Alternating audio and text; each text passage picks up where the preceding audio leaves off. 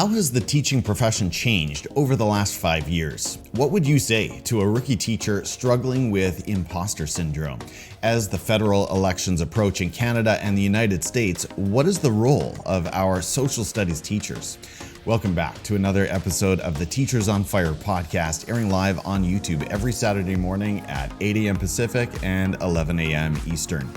My name is Tim Cavey, and my mission here is to warm your heart, spark your thinking, and ignite your professional practice. Today's Teacher on Fire is Lucas Clarke. Lucas is an academic support teacher on Canada's East Coast and the host of the Mr. Clarke After Dark podcast. You can connect with Lucas in the following places. On LinkedIn, simply enter his name. On TikTok, Instagram, and YouTube at Mr. Clarke After Dark. On TikTok and Instagram, there's a period there after Mr. Clarke. Don't miss that. And on the web at mrclarkeafterdark.buzzsprout.com. And of course, that is a direct route to his podcast. Thank you so much for joining me here on a Saturday morning or a Saturday closer to noon where you are. Are you ready to light it up? Always. So good to have you, Lucas. I've been connected for some time, and we've both navigated our own moves here in the last few months. So life is a little topsy-turvy for both of us, but here we are making this conversation happen, and I'm excited to get into it. Before we talk about your work on the podcast and some of your thinking in education, would you start us off with story time? Share with us about an experience of adversity that you've had somewhere in your personal or professional journey, and then describe how you overcame it. Absolutely. So I think for me, especially coming into education, I always kind of preface my initial conversations with introducing myself to my students of trying to be someone that can relate to some sort of tragedy. I always say, like, why am I in education? As I was kind of pursuing it, my dad had cancer when I was in high school, and he was very sick, and then he was okay throughout the rest of high school. Then it's actually in my fourth year of university. I wrote my final exam for like my winter semester in 2019. It was the final exam, and I was like, okay, like he was very ill at that time, and wrote that exam, went through it. Then the next day, he passed away, unfortunately. So that was about 5 years ago now. So, Sorry. but I remember, that's okay. But I remember specifically the diagnosis when we were living in Calgary at the time. And we're driving, we're on the way home. And obviously there's so much going through everyone's head at that time. Like, you have this crazy diagnosis, it's stage 4 colon cancer. We've been through this process before, thought he was healed. Clearly he wasn't. And he looks at me in the rearview mirror and he says, "Do not let this affect your education." And I'm just like, okay, this guy who's just been told he's got 12 to 18 months to live is worried about me and what I'm doing with my pen and paper in university. So I think, and obviously that's definitely going to up your commitment or drive to commit to something like this and trying to help people learn and obviously pursue that path even more so. I would say that's more on the personal front. And then, so usually when students, like, for example, my first year teaching, students would say, hey, like, this kid's mom is actually currently has stage 4 cancer. So that's kind of something that you go into that class, like, hoping to connect with that student and just kind of sharing that experience which I think is very important. When it comes to the professional side, I would say when it comes to getting into teaching to start with, I've been very fortunate in the roles that I've received myself. Like, when I finished university, I was fortunate to be able to sub for 2 years while in education and doing my degree because it was all online during COVID. So that's why I say I'm, like, technically in my 5th year, because I racked up almost 130 days of subbing in my 2 years of my ed degree. So it's pretty much like, that's a lot of subbing for anyone. I mean, there's only 170 classes in a year. So, I mean, that's significant. So, but then as soon as I finished, I mean, my background was history, political science. It was secondary social studies in my ed degree. And then the first slate of courses I received for the first 2.5 years of, like, full-time having my own classroom teaching was all social studies, 30-1, 20-1, all of, like, the academic level social studies in Alberta. So when it comes to, like, a lot of the panic learning that teachers do at the beginning of a year to kind of get ahead of the students, I was fortunate to kind of have a pretty solid background because that was literally my background in the content I was teaching. So having the opportunity to get a bit creative from the start was very fortunate. But I would say one there's an individual story that I don't talk about too much on my podcast, but I want to kind of bring it up with you here because I would say the most what's the word I'm looking for? The most intense confrontation that I've had in teaching was actually with another teacher. And so it was just last year, and I won't use any names or anything, obviously. But I was in my second full year teaching. I've always been an advocate of like ask questions, don't pretend like you know everything. So I was actually asked to mentor for a fellow teacher who was in their first year. And now I know what everyone's thinking. It's a little silly that a second year teacher is mentoring a first year teacher, but and the age of turnover that we're getting these days, that's probably not uncommon in a lot of smaller places, especially. And so my first instinct, okay, I can tell him what I think I know, but I can also go to people who I know that know. And so we went to a different school, and I wanted him to watch a seasoned teacher who I admire, and that was we would kind of all learn together. It's not like I'm going to teach you; it's like I'm going to take you somewhere where I think would be a good place to foster some growth. And I remember we were sitting in the staff room, and um, so the staff room of this different school, and all of a sudden the teacher walks in who I had some previous experience with and enjoyed my time with them, and totally lit me up. I mean, you said you wanted to light it up with me here today, and like totally just ripped me up and down, called me an embarrassment to the profession, like said I was an absolute joke, and I was like, oh my gosh. I was like, and so we're in the staff room, we're in the middle of this moment. At first, I didn't even realize they were talking to me, this person. And so they're over the table at this point, pointing at me across. My two friends and like my mentee, I guess, for the day is right there. And you kind of just feel all the eyes come on you. And I look around, everyone's kind of looking at me, and I'm just letting them speak. In the moment, I think it's very easy to kind of clap back, but I was just letting them speak. And as soon as they finished their initial thought, they said that I had refused help from other teachers, and which was an absolute lie. I've always went out of my way to ask everyone else what they're doing and for advice. And I said, "How are you doing?" And kind of just like totally shut it down. And everyone kind of realized that they were being a little wild. So yeah, I would say keeping your composure, I think, is definitely something you have to learn to do in teaching, and keeping your composure because you can talk about scenarios of things that people are going to say to you, but you never expect them to happen. So I would say personal and professional when it comes to overcoming things, I would say keeping your composure when it matters most in the very intense confrontations.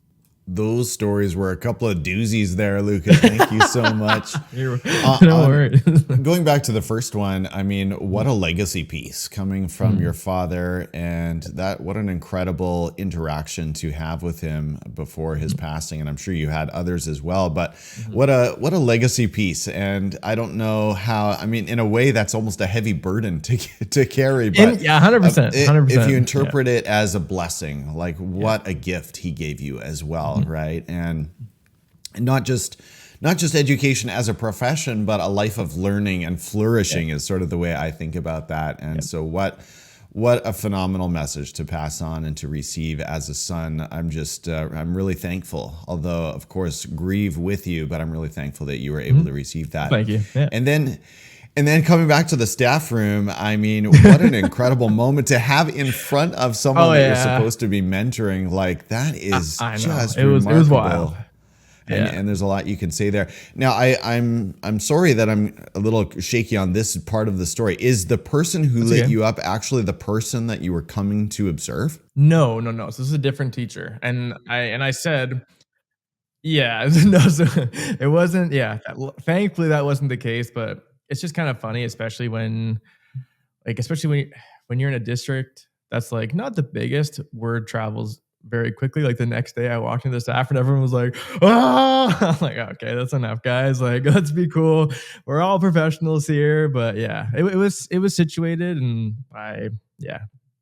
everything was fine after that. But There's a lot we could say, right, about the relationship in staff rooms. I've often thought, like, just that conversation alone in staff rooms, the experience, for example, for substitute teachers is often very difficult, very tense and cold. And they walk into that school and no one is reaching out, no one is sitting with them. They may be sitting in some other teacher's territorial area, right? Yep. And Like you took so there's the a lot chair. that, yeah, exactly. So there's a lot we can say just about the body language and interactions in the staff room. But yeah, I think you responded in a perfect way. I think sometimes just deflect, or not deflecting, but as you said, just not engaging and sort of returning it with that gentle question the way you did is just a perfect response. And I'm sure there's someone listening today who would say, yeah, you know what, that's what I need with that aggressive, hostile person that Yeah, I just happen to gotta know like, on my team. yeah, because actually my principal, or one of my former principals, he said to me one time he had a parent come in and he jokingly said, he's like, the parents started yelling at him, and so he got to the point where he would just listen with them, look at them, and he's like thinking in his head like, what are we gonna have for dinner tonight? Like you just learn to just like let the things like go, because you know they're not about you. This parent's frustrated, they're venting. You just happen to be the target, and that's kind of every situation with like that where it's not worth burning your own calories and getting angry at it as well. It's just something you learn to deal with. Yeah. Yeah. Sometimes when you don't give a fight oxygen, I mean, the same thing is true on the family chat thread, right? When someone comes in a little bit hot and you just respond in a really cool, gentle fashion, it just takes the Yeah. oxygen out of the fight. And I think that's a good learning lesson for collegial life around our schools. Yeah. Well, Lucas, recently you made a big move. I've made a few moves myself as well, and we were talking a little bit off air about that. I'm in the process of a personal move too, but you made a big one from Alberta, Canada's oil country, kind of in the northwest part of the country, way down to the far east on the east coast in our maritime provinces, New Brunswick.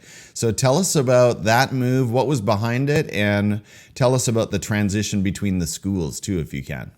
Absolutely. So, as the story goes, boy meets girl, teacher boy Nice. meets teacher girl. Her family's Oh, from the East perfect. Coast. So, yeah, definitely like in Alberta, my wife and I both don't work for the oil sands clearly. So, that was something that we thought, you know what, like if there's an opportunity for her to be closer to her family as well, like a lot of my family is still out in Alberta, some of them is in the other place, which I'll tell you after where I'm from.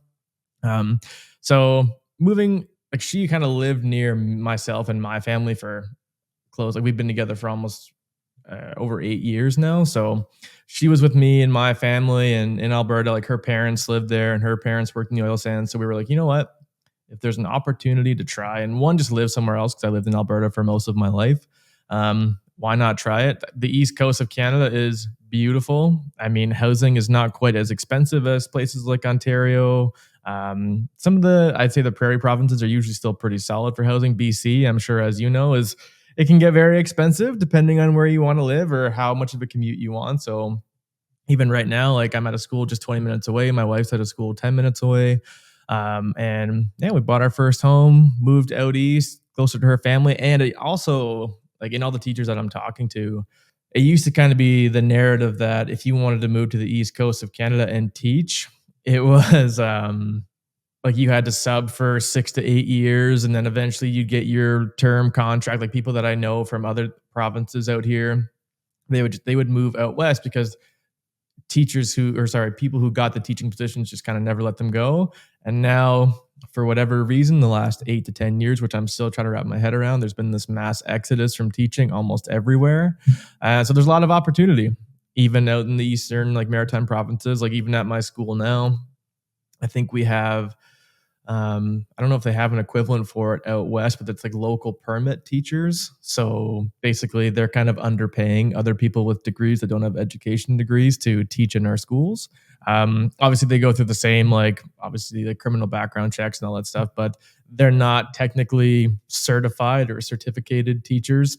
So, They may not have an education degree, yeah, but they would have other like some degrees. sort, yeah, like or like backgrounds in the subject area kind of thing, which honestly I'm not opposed to. I mean, the education degree is changing. I think the concept of it is changing rapidly. Like we have some teachers at my school who are still in university who are teaching full time, and their full time teaching practice is actually counting as part of their practicum, which I think is an excellent idea when it comes to trying to get more and more people in it. But so yeah, for moving to St. John, New Brunswick now, one, obviously main one being closer to my wife's family, kind of for a change in our marriage and our relationship. And honestly, just kind of getting to the East Coast and getting to a beautiful province. Love the teacher marriages. I mean, you get onto Yeah. those shared vacation schedules. And the Yeah. only downside, of course, is you can never take advantage of the travel off-season prices, right? You're sort of Yeah. stuck in those peak season cycles. But summers are a beautiful thing, and that makes so much sense. Now, did you mention, I might have missed it, so I apologize. Did you mention where home is originally for you? So I'm from Newfoundland originally. I know Okay. you mentioned Oh, you St. are, John. yeah. So shout out Kings Point, Newfoundland, town of 500 people out east. So I moved when I was 2 years old. My dad was kind of like going back and forth on, as everyone was, in employment in small town Newfoundland. Got a job in the oil sands, worked his way up, did very well.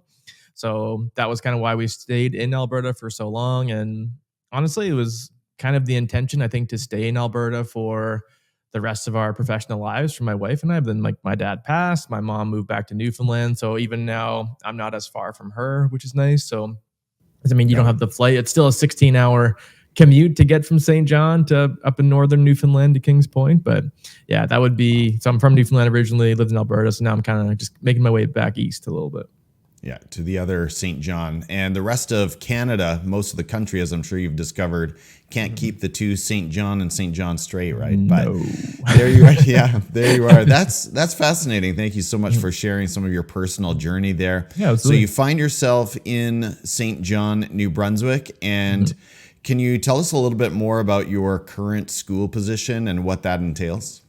Sure. So I would say one of the other stories I kind of noted for like a professional, I guess, obstacle to overcome, if you can say that, is I went from a very rigid schedule, like my social, here's your 4 blocks, here's your 7 courses for the year, here's your 1 prep, to now I work as a resource teacher, which is academic support. So the role has actually never existed until this year.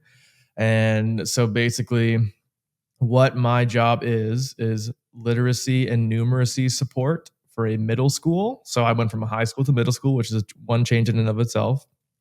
Old school had almost 1,700 students. My one I'm at now has 270, so it's very small.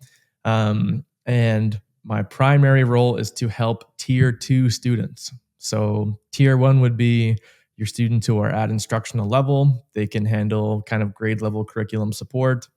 Your tier 2 is kind of, I would say, your kids like me they're in grade 8, but maybe they're reading at a grade 6 level, maybe a grade 5 level. So your job is to intervene either through co-teaching with the teacher, through providing intervention and small group support for 4 or 5 students in that class. But then, like, I don't necessarily work with students who are on IPPs or PLPs, kind of a different word everywhere for like individual programming. So in a weird way, I'm kind of everywhere. My schedule is responsive, meaning I kind of change from week to week, depending on the subject. Not all classes get equal support. So it's a lot of data tracking, which I'm not used to. Like Alberta, you have your data, you kind of do your assessment. Like, I guess my idea of data analysis was okay, if I have 4 major assessments for my social studies class in the run of a semester, I take their kind of like long, I can't remember the word for it now. There was like a program that would tell you like what percentage of students got this question correct. And that's kind of the data I would use in terms of like, where is their learning unfinished?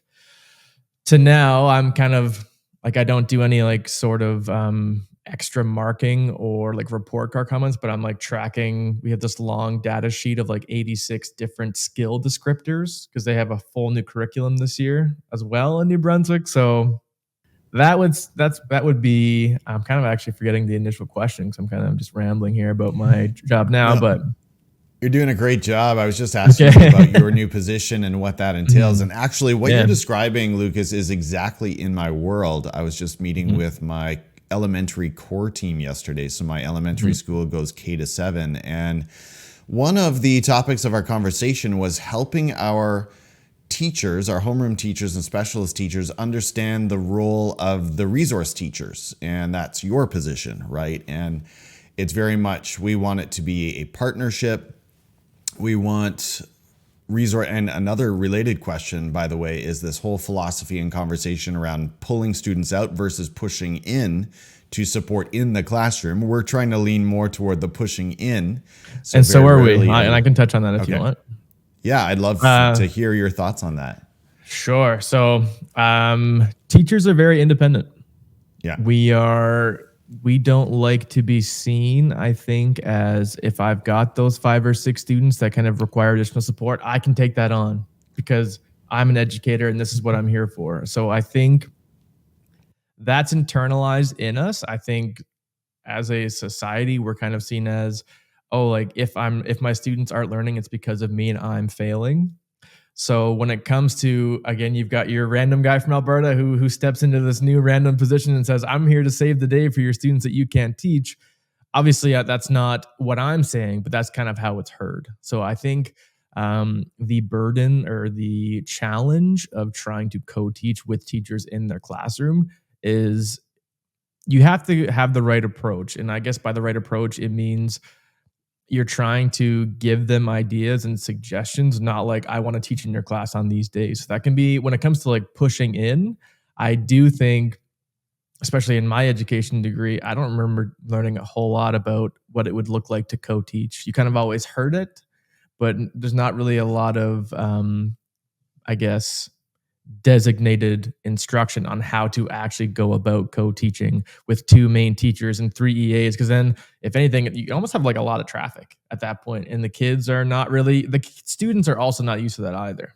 So I would say for my initial few months here, it's been a lot of data collection, a lot of kind of reporting to them on kind of what I'm seeing, discussion on that, how I can help. And so right now we're just doing like a 6-week like literacy intervention with those students for temporary pullout. So it's not a year-long thing. So that's kind of, I guess, how we've made that negotiation of co-teaching versus pullouts at my school at this time. I think I'll have to have you back on the podcast, Lucas, to go deep on this particular topic alone, because I think the whole area of resource teachers is actually, frankly, one that I need to learn more about. And I'm interested in hearing about best practices and even the context that you just described, thinking about my own resource teachers and the challenges they face around meeting one-on-one with each teacher. It becomes a numbers and a time problem, right? Because you have so many teachers. You'd love to sit down with each one of them weekly and talk about supporting the needs of individual students and IEPs, and yet it's just a time problem. So how do you make this happen, and how do you support, thinking again about your situation, you're coming into different rooms, and as you said, different teachers have different styles, and there's some healthy professional ego going on, right? We like to do things our way. And that's kind of like, and so that's like, sorry, I didn't mean to interrupt there, but like it's kind of funny because even in New Brunswick right now, they have like what's called the holistic curriculum. And again, I'm still learning, but it's very much like they don't have kind of the explicit like 1-by-1 outcomes that they're trying to do per grade. It's like in the grades 6 to 8 level, these are the big ideas that we're trying to do, and these are the strands. So it's almost like a lot of freedom as well. But if anything, like that, those are the ways that we're taught to teach, is like outcome learning and planning for those outcomes. So it's new position at a time of new curriculum at a time of newer teachers. So it's a lot it's a lot to navigate for sure. You touched on newer teachers, and that's where I want to head next. I just want to acknowledge a couple of friends in the audience. We've got Tyler Como tuning in from Alberta. Elemental Educator says, love at first lesson plan, in reference to your teacher love relationship. And that's a great place to be. Brian is on LinkedIn. Good morning, Brian. Thank you for joining us for a few minutes here. And Josh Tovar, great principal from the heart of Texas, says, buenos dias from my office in Garland ISD. He's got his own show as well. If you're not familiar with Josh Tovar, look him up on X, Instagram, and YouTube. Well, you're still let's face it, you're still very new to the profession. I mean, I'm going to say the old man over here on this side of the microphone. So let's talk about imposter syndrome, because that afflicts the newer teachers especially. What would you say to that teacher who maybe they're a rookie, maybe they're just new to the profession, and they're just right now feeling completely overwhelmed? They're buried by email. They're trying to keep up with all the systems and programs, and they're questioning their own legitimacy at the front of the classroom. Do you have any words of comfort for them? Yeah, this has been, I think generally, like, I think as you become a teacher and you start to see the kids that remind you of yourself, I think like growing up, I was generally like a fairly insecure person. So you kind of go through life with that, I guess, story of yourself, if that makes sense. So I think coming into teaching as well, if your goal is to help and you don't feel like you're being helpful, obviously those feelings are going to creep up because you don't feel like you're actually contributing. So I would say there's three things that I've internalized to move past imposter syndrome. Is one, my shout out Stacey Bailey, my cousin that I worked with. She said, "You know what? I guess not that deep." And that was always followed up with me by nothing in this business is fatal. That was the vice principal from an old school. It's like, you know what? Anything you don't get to today, you can get to tomorrow. And if there's a time, I always embrace tangents in my classroom. I always say, you know what, like if I can't cover this section of Marx's ideas on communism today, you know what, I can start class with that tomorrow. So nothing in this business is fatal. Again, not taking the it's not that deep in the sense of don't do anything, but it's like, you know what, everything that you do is information for yourself. If you did something today and you absolutely pooped the bed on it, that's fine. Change the sheets. You can try again tomorrow. Like it's not that serious. The last one I would say is this was one of the questions I asked one of my professors when I was in my education degree. And he's like, you know what? When it comes to imposter syndrome, he said, I would be wary of people who don't have it. He said, if people don't have some level of imposter syndrome, that means they're not thinking about what they're doing. They assume they have the answers and they assume that they deserve the position that they're in. So, those are the things to me where I think everyone should. I think imposter syndrome is healthy because I think, if anything, when you are afraid of something, that means you're doing something new and that you're actually taking a chance or a risk. The last thing is that I have another cousin who's actually doing her practicum right now. She shot me an email or a message on Instagram about a week ago. And she said, what should I ask my practicum teacher? And I was like, okay, everyone can learn, I think, the components of a lesson plan. You've got your hook, you've got your slideshow, you've got your activity. You went on education.com and found this worksheet for literacy. Yeah, like and that will come. I'm not trying to diminish the learning of that. But I said, you know what? The things you should ask your classroom teacher is, what are some of the activities or things that you do that get students out of their seats for a long period of time? And what classroom management techniques do you employ that do not involve you raising your voice? Because I think that trying to keep the students in the chairs by yelling at them all day is one of the most underrated points of exhaustion for all of us. Where 3:30, you're just closing the door and dissociating for 25 minutes, but while you're staring at your email, just being like, what just happened in the last 6 hours today? So I think if you can really, and it doesn't need to be a million different things. If you've got like three or four go-to variations of something, I think that can change so much. Josh gave us a good comment. He says, I've done this for 32 years. I still poop the bed. We're all humans and we will make errors. Thank you so much for that, Yep. Josh. Well, we need to move things along here. Lucas, as a thoughtful commentator on the state of education, how do you think the profession has changed over the last 5 years? And I guess we can't ask that question without acknowledging the big pandemic of 2020. So since then, you mentioned that you were just new to the profession right around that time. How do you think things have changed? That's a great question because I think it kind of comes down to like why maybe people shouldn't be as wary of the imposter syndrome, where I think the stakes are a bit lower in the sense of you don't have like I think it's come to the point where you don't really have the scary principal walking into your classroom anymore, kind of looking for like the mistake that you make that's going to cause your replacement.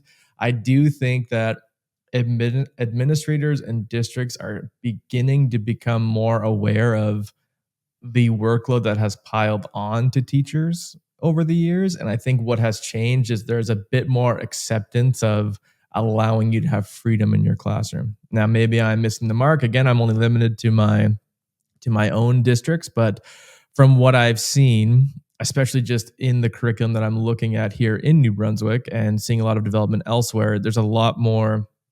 Again, you can get into the weeds on what the word holistic means because that can obviously literally means everything. But I do think that you're starting to see a bit more of a transition to allow more autonomy in the classrooms, but also the autonomy. So actually, it happened just a few days ago here in New Brunswick. We had it was like a landmark agreement, and I don't want to like butcher anything here in what the legislation said, but it was basically a court decision about violence in the classrooms. And what some of the stories were about like teachers being hit by their students and causing them like long-term harm. And one of the notes that came out of it was that like students still have the right, like I'm paraphrasing here, but like students still have the right to an education, but they don't necessarily have the complete right all the time to be in a classroom. So I think if anything, you're kind of starting to see the way the word inclusion is applied to different districts. And so I'm not sure where that's going to go. I don't know if maybe like the concept creep of that word is going to start to shift based on the kind of what this ruling said. Um, but that's what I would say is kind of what I've seen as like an evolution in terms of more understanding of what the teachers are kind of dealing with in their classroom in terms of like we actually have classroom caps in New Brunswick. We did not in Alberta. I mean, I had classes of 37 and 38 in my class Oh for my a few goodness. years. Yeah, so that was kind of wild. And like one of my friends right now, he's teaching in Alberta, and in his middle school, he's I think he has like 6 blocks through the day, and he's like Clarke, my smallest class is 37. So Oh, ranging from 37 to 41, they've got like fold up tables and chairs in the back. I'm like, this is crazy that we think this is effective. So I think because we're starting to actually see the writing on the wall for that, we're starting to be like, you know what?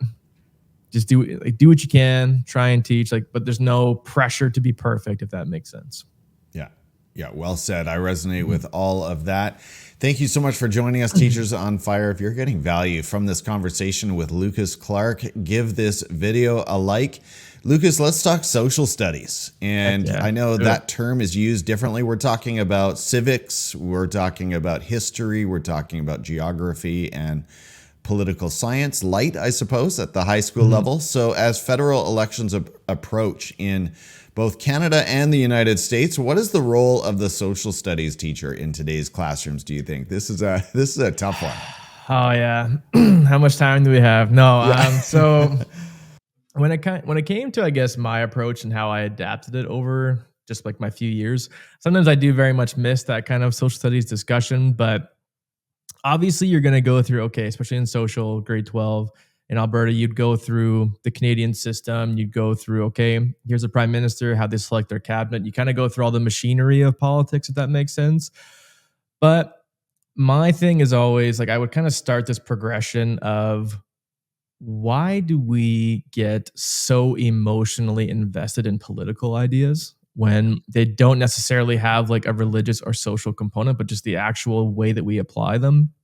Um, one of the episodes I did previously was with Dr. Van Kessel on my own podcast, and she was a former professor of mine. But we would talk about one of the points I tried to instill that I learned from her was that we have this understanding of the way we process political ideas that disagree with us actually have an impact on it's called terror management theory, where we've actually gone through our lives with a certain set of beliefs that have allowed us to survive up to this point.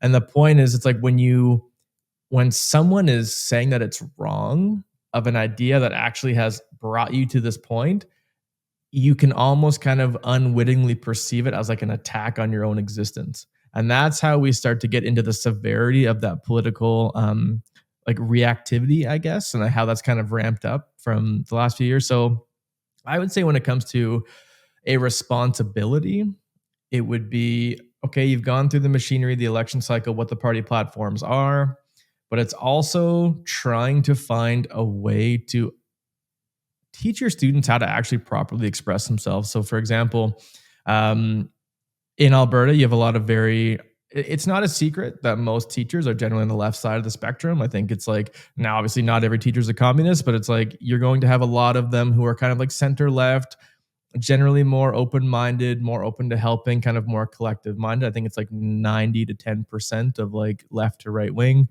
Again, that could also be a discussion for another day, but I would say a lot of teachers and people that I would talk to, they would say, okay, we are open to hearing kind of like conservative ideas in the classroom, but then they would almost kind of brush things off in the sense of, like, I'm not going to tell you my political stance, but God, I hate Polyev, or God, I hate Trump. You know what I mean? So it's kind of the subtle dismissal of like what the students might believe. And like, sometimes they don't even realize what they believe. But anyway, what I would try to do is I would try to like manufacture resistance in the classroom. So I'm actually trying to put out the point of, like, for example, if a student makes a comment, like a negative comment about immigration, for example, it's like, okay, I'd actually stop class. I'd be like, okay, now we're getting into offensive territory, but let's unpack that quote. I would actually write the quote on the board that was like offensive, and maybe this isn't the right approach, but you would take that down into all of these ideas about like how you perceive like social change, and also like you're trying to get to what is the core belief that inspired that thought, and how can we actually like communicate our political ideas in a healthy, respectful way, kind of working backwards from that comment, because almost every comment's going to have like, when you actually make you kind of retract that offensive comment and go into something that's actually more deeply embedded in a fundamental value that they're reacting, you show them where they reacted and how to actually properly articulate their point. So that's where I would say, now that's very difficult. Obviously, that's a very long process, and it can be, when those things are said, everyone's heart starts to beat faster and they're getting more tense and they kind of get into that survival mode. So I really think trying to promote political resistance in your class by like openly making the classroom not the battlefield, but again, if we're trying to prepare our students for life after high school, I think the time to have those tough conversations and discuss like, why do people make those offensive comments everywhere on X, on Instagram, everywhere in life. So like, how can we actually distill these to avoid that and actually have legitimate, productive political discussions? Yeah, well said. I want to add a round of applause to all of that, separating people from ideas, and something that I really hope for, we don't always get from our political leaders and candidates, is drop the name calling. Like, attack the ideas and policies, but can we not call each other names and behave like children? Let's be models for our young leaders of tomorrow. Thank you so much for that. I want to talk about your podcast. So making a bit of a pivot to the Mr. Clarke After Dark podcast, Lucas. I feel like there are not too many of us across this country. There are a few in the United States as well, but it's a fun little hobby that we've got going on. And I know you enjoy many of the same things that I do from it. And thank you, dear listener and viewer, for joining us for this kind of content as well. So tell us about the Mr. Clarke After Dark podcast. How did you get started? What's your mission, and who should tune in over there? So, as all ideas come from for me, I was on a walk and I was just kind of going about it, and I was like, you know what? I would love to have a conversation with people, because I find that even in your practicum, or practicums in general, or like you're kind of in that power dynamic where you don't want to ask the stupid questions because you don't want to look stupid to your mentor teacher. And you also, when you're eating in the staff room, you don't want to talk to the person that's eating their sandwich across from you and be like, how has education changed in like the past 15 years for you? Like how, you know what I mean? So like, no one wants to hear that at 11:30, and then they're like, wow, I got supervision in 5 minutes. Like, why are you asking me this? So I think when it comes to actually getting down and taking the time to, and even like the first 30, 40 episodes of mine, it's just people that I worked with and people that, and like the things that I would learn about people that I like, that I work with that you walk by every day. They're like, oh yeah, I taught in like Kenya and I taught in this private school in the UK. And you're like, what? Like this, it's such crazy stories that like people that you wouldn't necessarily hear otherwise. So again, obviously I like that word, kind of like the machinery of education. Like how has your approach changed? Like what are the values you instill in your students? You're kind of getting into some deeper questions, I think. Um, when it comes to who should tune in, I would say obviously educators first. I would say over the past few months, I've kind of branched out in kind of the variety of people that I've had on because again, even though I'm an educator and I also love to learn about other things as well. So like for example, I had on Daryl Davis, who was kind of known for his work as a black musician, talking to members of the Ku Klux Klan about why they believe what they believe, and actually ends up like getting hundreds of them to remove themselves from the Klan and actually hand over their robes to him, just not even trying to convince them, just through conversation. So I do think the power of conversation is very underrated and underutilized. So I would say if you're interested, yeah. So yeah, like just talking to people in general, hearing their stories is one, just interesting to me. It's fun kind of getting to know people. Um, I would say if you're interested in things like systemic change in education, which I think we all are trying to do and trying to make it better, and for better or worse, we've got these billion-dollar systems in place. So what's the best way that we can actually utilize them and make them effective? They're not going anywhere anytime soon, especially as we're moving into kind of the AI stuff, which as I think we're moving toward here today, which I'm still obviously navigating as well. But when it came for the inspiration for the podcast, I would just say learning how to educate on a deeper level with other people, like by hearing other people's stories and kind of learning out loud. That's kind of the primary goal for me, and hopefully others can learn and I can embarrass myself by asking questions and telling my own stories. But that's kind of been, I'd say, the inspiration for it and kind of my goal. I like the way you framed it, that starting the podcast gave you permission, in a sense, to just go deeper with colleagues and acquaintances and connections. And of course, it also gives you permission or access to authors and leading thinkers in the space. So if nothing else, and I don't think I'm misrepresenting you here, if nothing else, even if it doesn't become something big, let's say down the road, we're gaining so much from it each week. And I'm right there with you. I want to say hello to a good friend of the show, Mark Ryan, former Canadian, now living in the UAE, checking in from Dubai. Great to see you, Mark. And Josh from Texas, again on YouTube, talking to people so interesting and hearing their stories and opinions rock. Both of these gentlemen, great networkers themselves and builders of cross-jurisdictional education relationships. So thank you both for what you do. If you're enjoying this conversation, Teachers on Fire, consider adding the YouTube channel to your morning commute.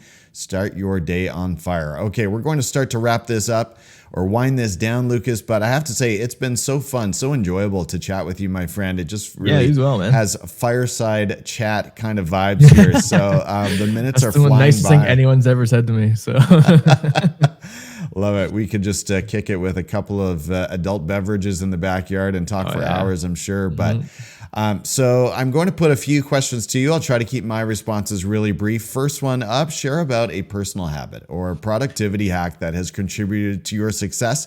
Is there something you go to on the daily or the regular that you find really helpful? I would say, and you can listen back to it if you would like, the ATA president, Jason Schilling. He was a longtime teacher.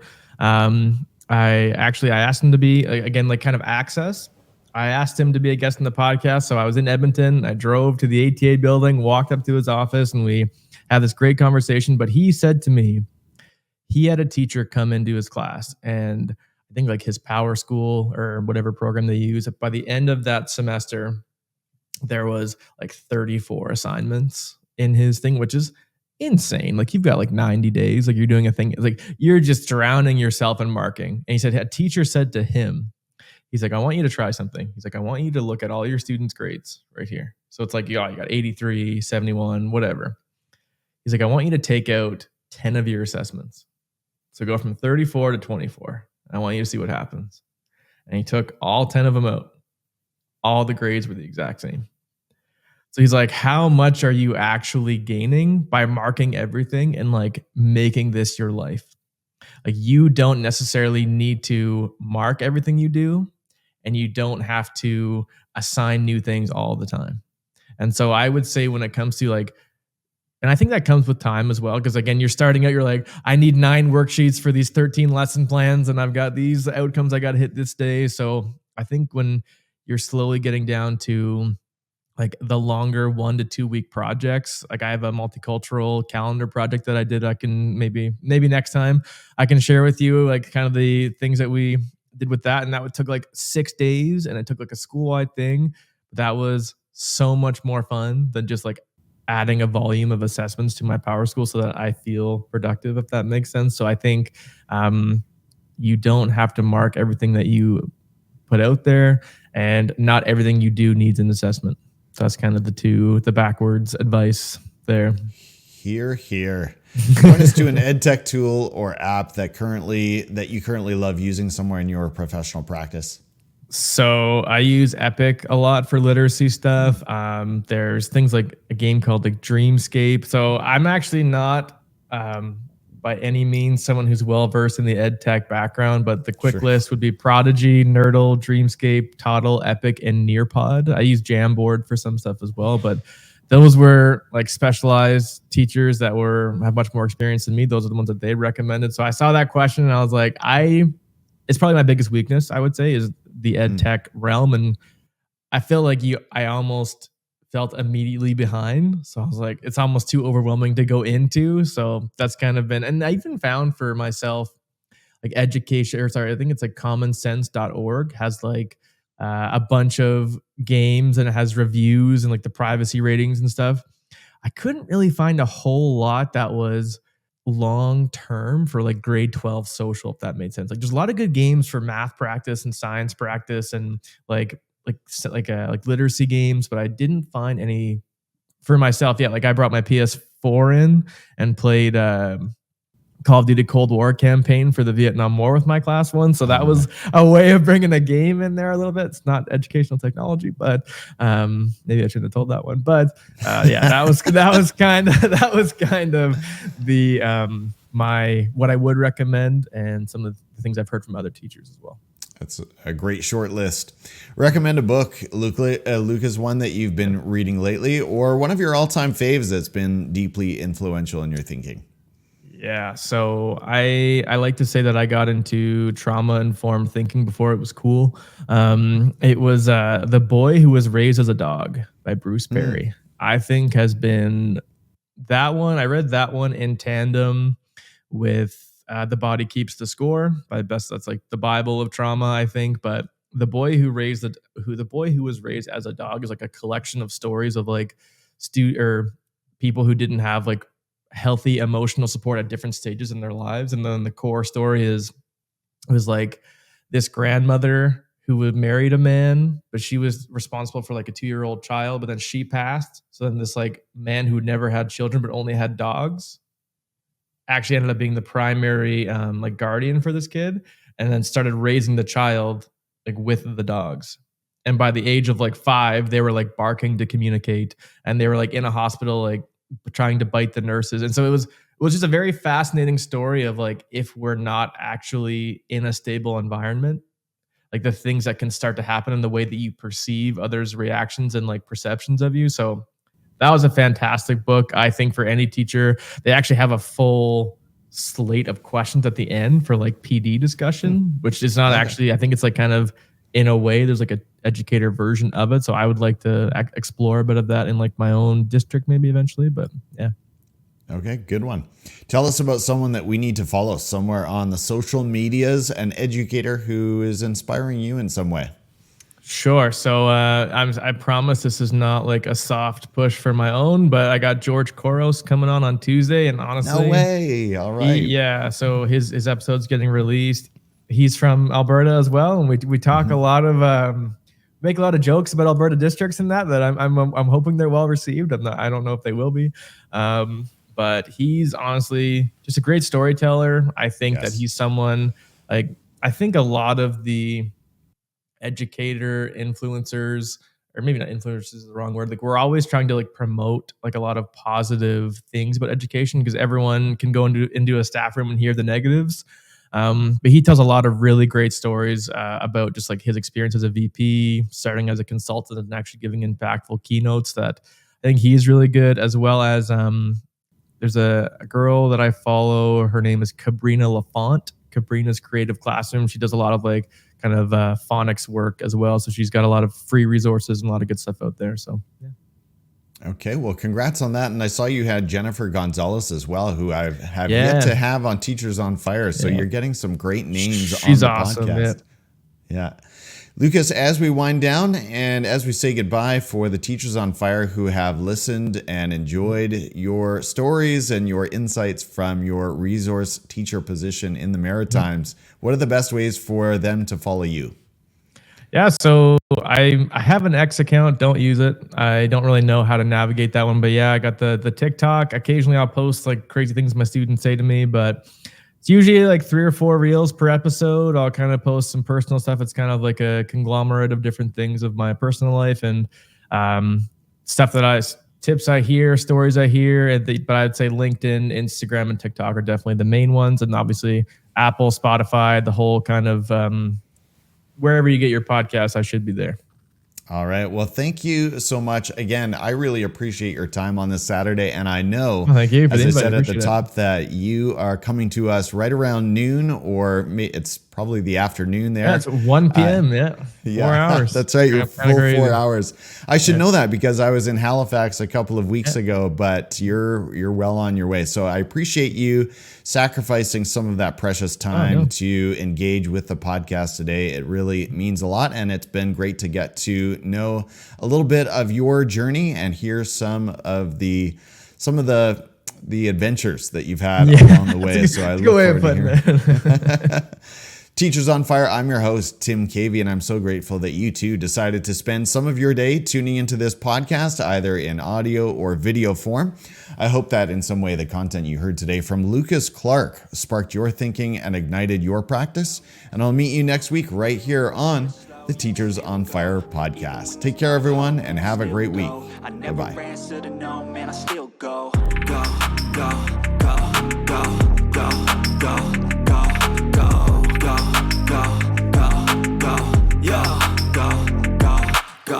Hustle hard, hustle every single day.